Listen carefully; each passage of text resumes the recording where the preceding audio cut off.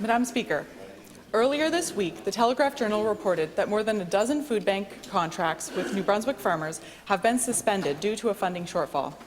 This is lose-lose, Madam Speaker, hurting farmers and food bank users, and the government needs to fix it by properly funding food dépôt alimentaire.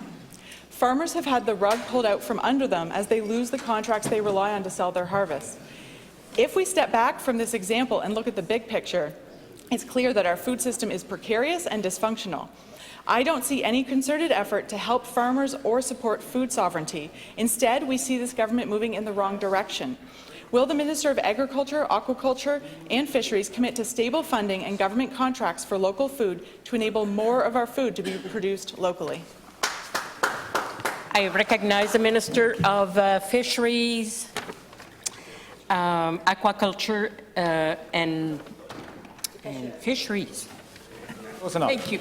Merci, Madame la Présidente, et merci aux membres opposés pour poser cette question. Comme vous le savez, ma passion, c'était toujours d'être en agriculture et d'apporter le plus possible des aliments locaux dans nos assiettes, surtout dans nos institutions. Et je puis dire que depuis qu'on est là, on a fait beaucoup de travaux qui vont faire des résultats bien avancés dans cette direction. Je peux dire avec le partenariat avec Food Dépôt Alimentaire qui fournit les aliments surtout dans nos comment on les appelle, les food banks, les banques alimentaires. Une bonne partie de nos producteurs ont réussi à fournir les aliments locaux. On est rendu presque à 50 %. On parle de 2,5 millions de dollars d'achats locaux. Alors, on veut grandir cette initiative et aussi, on va, avec les repas dans les écoles, c'est certain que ça... Je reconnais la députée de Tantramar. Madam Speaker, in order to expand that program with Food Dépôt Alimentaire, this government needs to adequately fund that program. Et Madame la Présidente, le Nouveau-Brunswick ne produit que 9 % des légumes que les gens du Nouveau-Brunswick mangent. Nous avons perdu 20 % de nos fermes entre 2016 et 2021 et moins de 7 % des agriculteurs du Nouveau-Brunswick ont moins de 35 ans. L'agriculture au Nouveau-Brunswick est en crise, Madame la Présidente, et je n'ai vu aucun effort concerté de la part du gouvernement hôte pour aider les agriculteurs.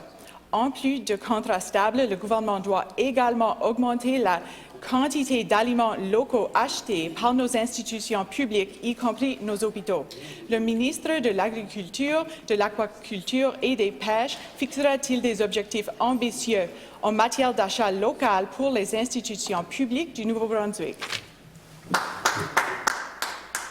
Je reconnais le ministre de la Santé. Madame la Présidente, to the member opposite, you've had a twofold question here, and I would take the liberty of thanking you for your challenge. You know, Food Dépôt Alimentaire has been a quite helpful organization in our province to feeding people that are hungry. And we have provided them funds in years past, $1 million. Last year was an emergency situation, and it went up to $2 million. In all reality, it's very probable we're going to be there again. And as you point out, the farmers need predictability. It's not enough to say there might be an emergency and not provide them funding because they're putting seeds in the ground today. And so we're working closely with the Department of Agriculture and with those New Brunswick farmers so that we can bring some predictability and recognize that this is an emergency that's not going to go away. So we are negotiating very actively with agriculture, social development, and health to provide predictable funding for our farmers that are growing foods here in New Brunswick. Thank you for the challenge.